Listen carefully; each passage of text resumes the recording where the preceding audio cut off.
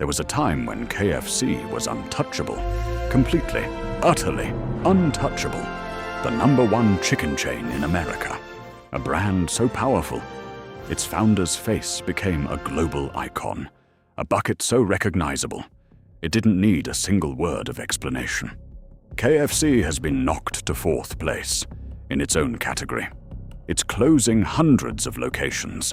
Customers are filing more than 5,000 complaints every single month. And the chain that invented fast food chicken is now losing a war it created. This is the story of how the world's most famous chicken empire fell apart, and why it's still falling. To understand how far KFC has fallen, you have to understand how high it once stood.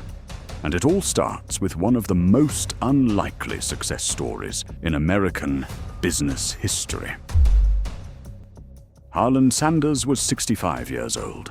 65! He had no savings, a $105 monthly Social Security check, and a chicken recipe he'd spent decades perfecting in a roadside gas station.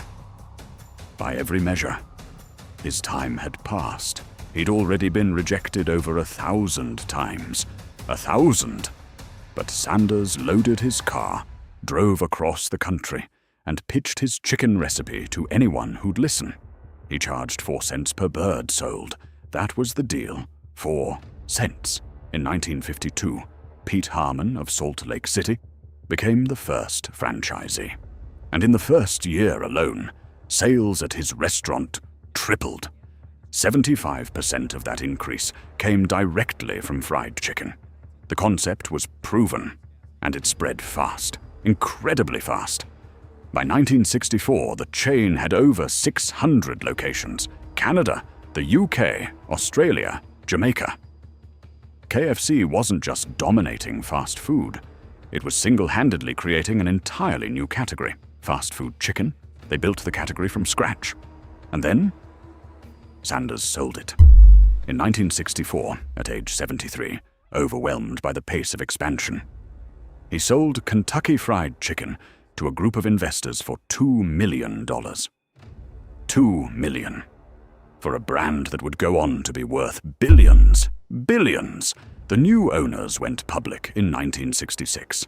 By 1970, 3,000 restaurants, 48 countries.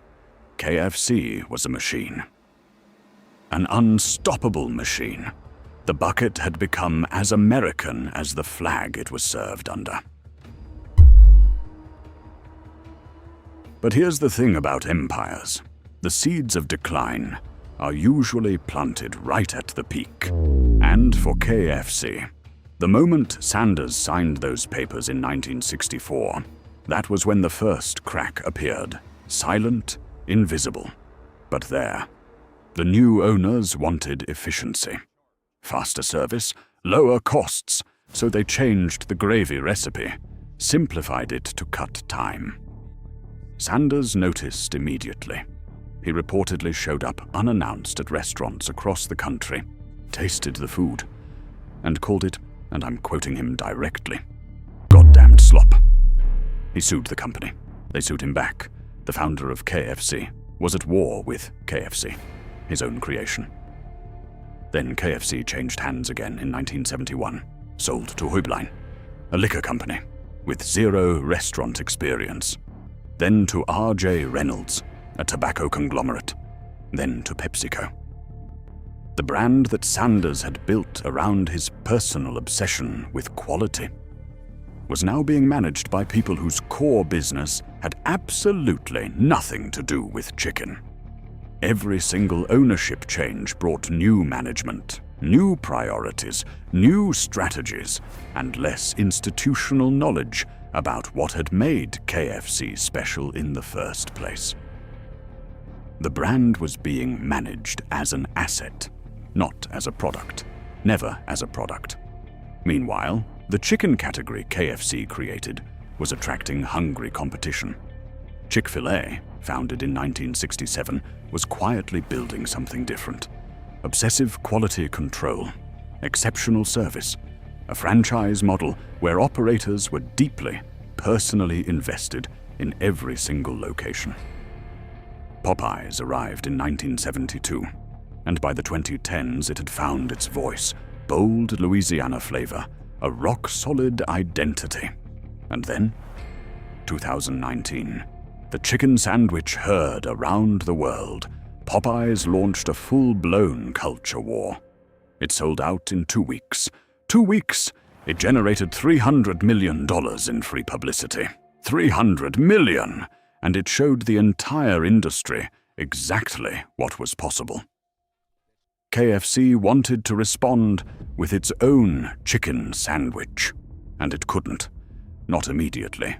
The supply chain, the kitchen equipment, the franchisee agreements, all of it made rapid innovation nearly impossible.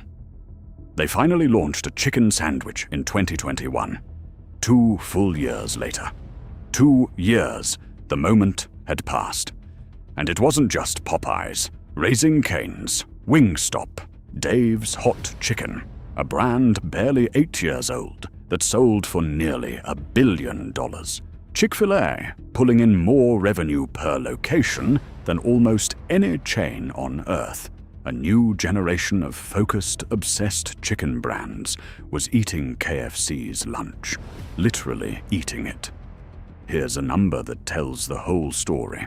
KFC receives approximately 5,000 customer complaints every single month. Chick-fil-A, which has nearly the same number of US locations, receives around 500. 500! KFC gets 10 times the complaints. 10 times. 80% of those complaints. Food quality and service. Cold chicken.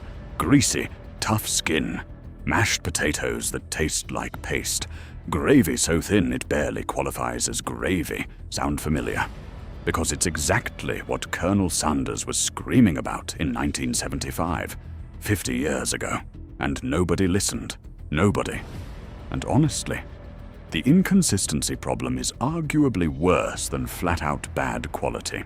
Because with over 4,000 US locations, quality varies wildly. Some visits are fine, some are terrible. You never know what you're going to get. And in the age of Yelp, Reddit, and TikTok, inconsistency isn't just a problem. It's a death sentence. The marketing didn't help either. In 2015, desperate to reconnect with consumers, KFC started rotating celebrity Colonel Sanders, Daryl Hammond, Norm Macdonald, Jim Gaffigan, Rob Riggle, even Reba McEntire. Was it clever? Yes. Was it funny? Sure.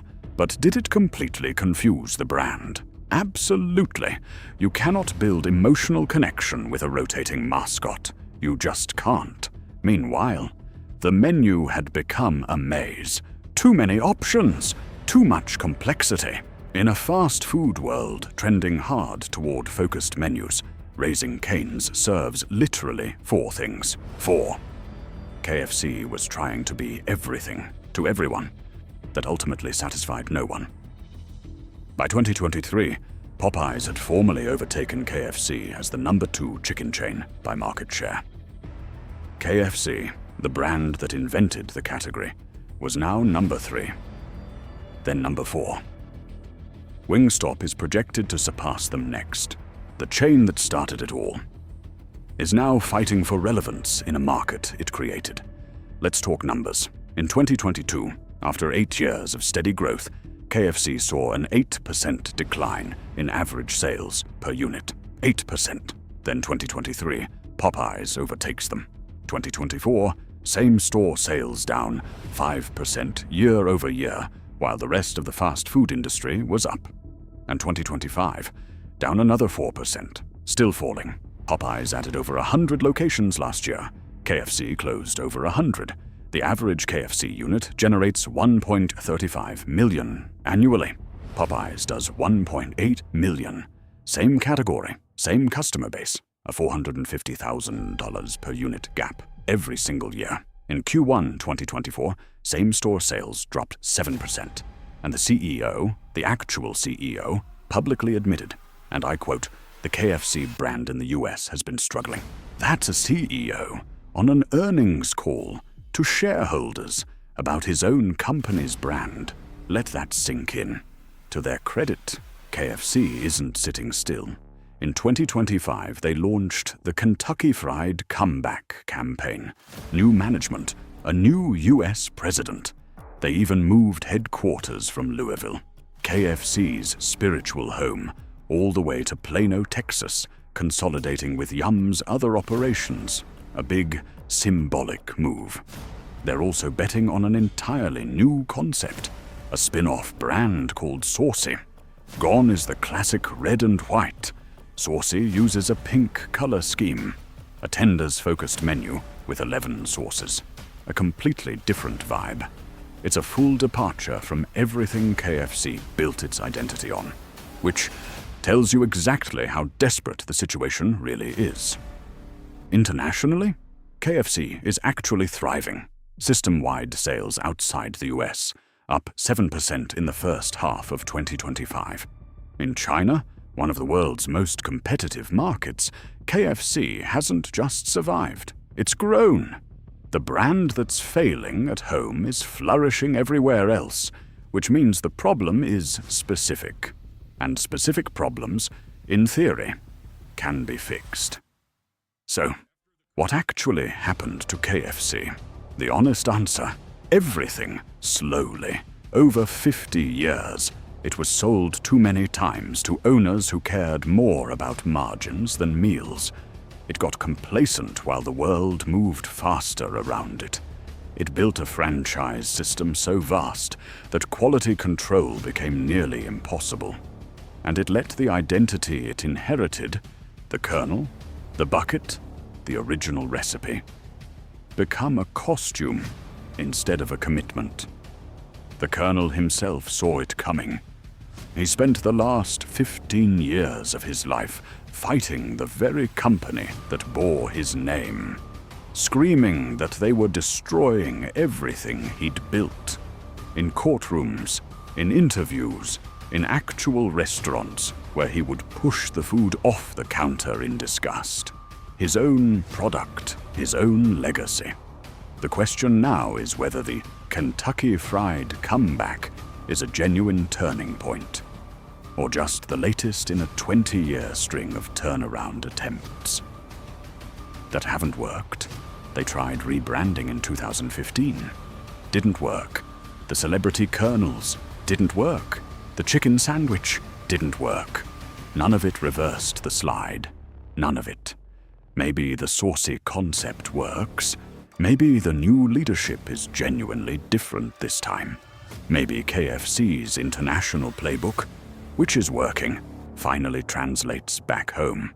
Or maybe the brand that invented fast food chicken has simply been outrun by the very industry it created. Either way, one truth remains. Colonel Sanders built something extraordinary. From a gas station in Kentucky, with a 65-year-old body, a $100 Social Security check, and a recipe he'd been turned down over 1,000 times for. He created the world's most recognized chicken brand, and then spent the rest of his life trying and failing to protect it from the very people who bought it from him. The bucket is still there. The question is, for how much longer?